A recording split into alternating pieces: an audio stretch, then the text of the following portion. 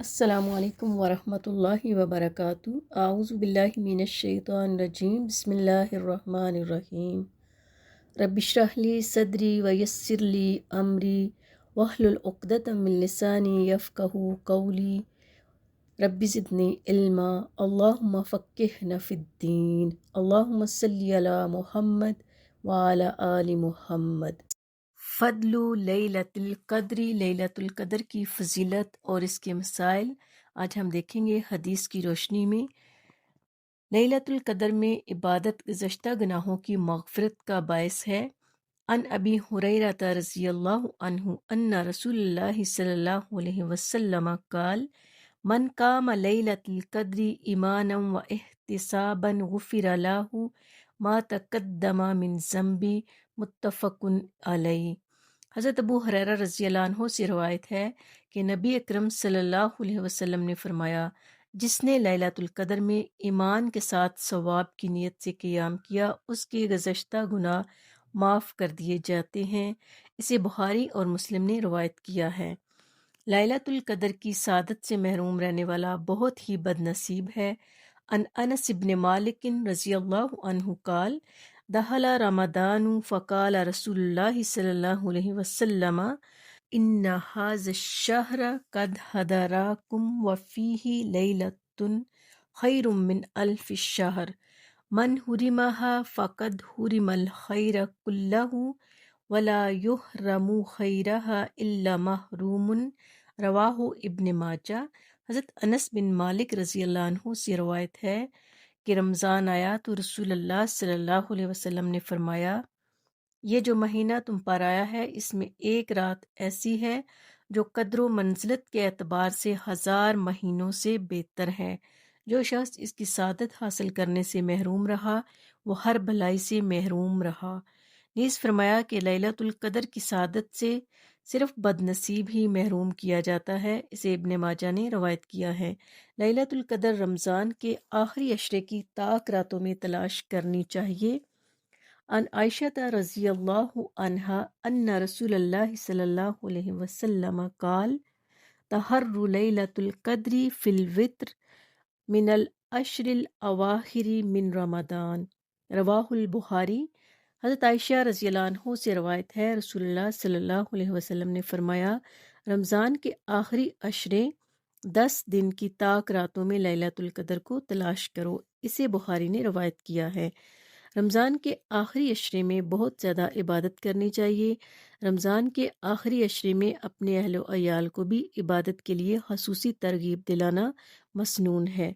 حضرت عائشہ رضی اللہ عنہ سے روایت ہے، حضرت عائشہ رضی اللہ عنہا فرماتی ہیں، رمضان کے آخری عشرے میں نبی کریم صلی اللہ علیہ وسلم باقی دنوں کی نسبت عبادت میں زیادہ کوشش فرماتے تھے۔ اسے ابن ماجہ نے روایت کیا ہے۔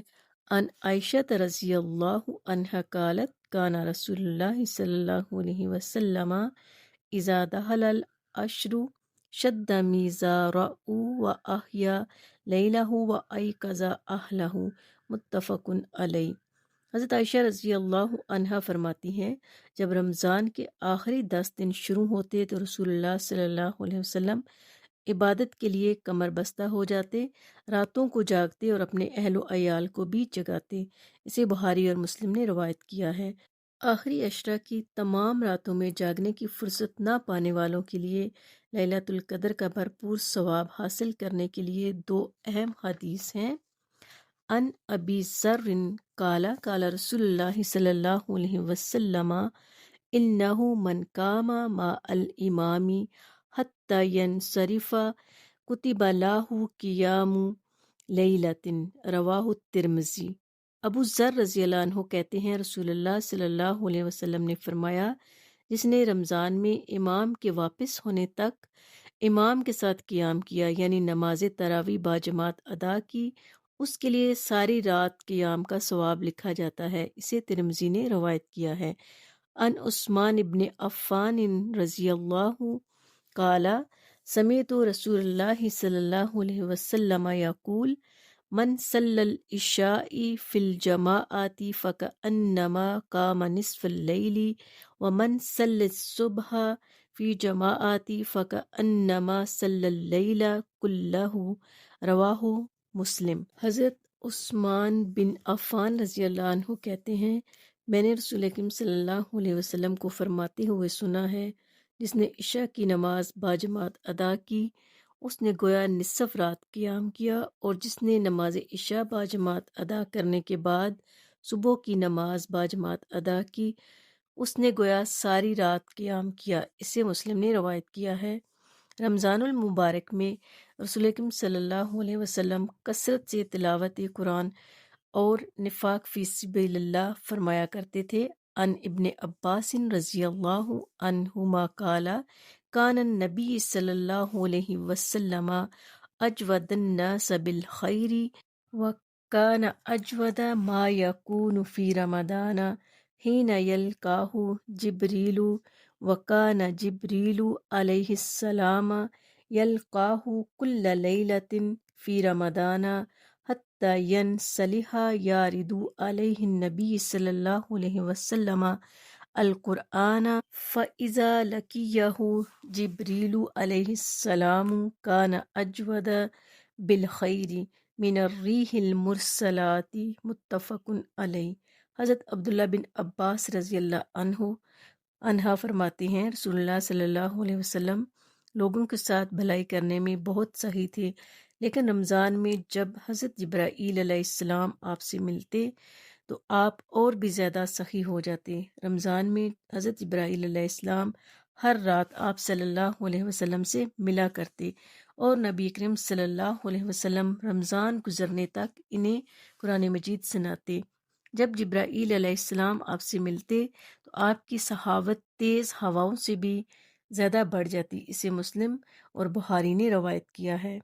لیلۃ القدر میں یہ دعا پڑھنی مسنون ہے۔ ان عائشہ رضی اللہ عنہا قالت قلت یا رسول اللہ صلی اللہ علیہ وسلم ارأیت ان علمت ای لیلۃ القدر ما اقول فیہا قال قولی اللہم انک عفو تحب العفو فاعف عنی، رواہ الترمذی۔ حضرت عائشہ رضی اللہ عنہ سے روایت ہے میں نے پوچھا یا رسول اللہ صلی اللہ علیہ وسلم اگر میں شب قدر پالوں تو کون سی دعا پڑھوں؟ نبی اکرم صلی اللہ علیہ وسلم نے فرمایا کہو یا اللہ تو معاف کرنے والا ہے، معاف کرنا پسند کرتا ہے، لہٰذا مجھے معاف فرما۔ اسے ترمذی نے روایت کیا ہے۔ مغفرت کا مطلب ہے اللہ تعالیٰ ہمارے گناہ معاف کر دیتا ہے، اعمال نامے سے مٹاتا نہیں۔ اللہ تعالیٰ قیامت کے دن انسان سے کہے گا تو نے یہ گناہ کیا تو انسان مان جائے گا۔ اللہ تعالیٰ فرمائے گا کہ میں نے اس پر پردہ ڈال دیا جیسے دنیا میں پردہ ڈالا تھا۔ عفو سے مراد ہے اللہ تعالیٰ اعمال نامے سے گناہ کو مٹا دیتا ہے۔ اللہ تعالیٰ سے دعا ہے اللہ تعالیٰ عمل کرنے کی توفیق عطا فرمائے، آمین۔ سبحانک اللہم و بحمدک اشہد ان لا الہ الا انت استغفرک و اتوب الیک۔ السلام علیکم ورحمۃ اللہ وبرکاتہ۔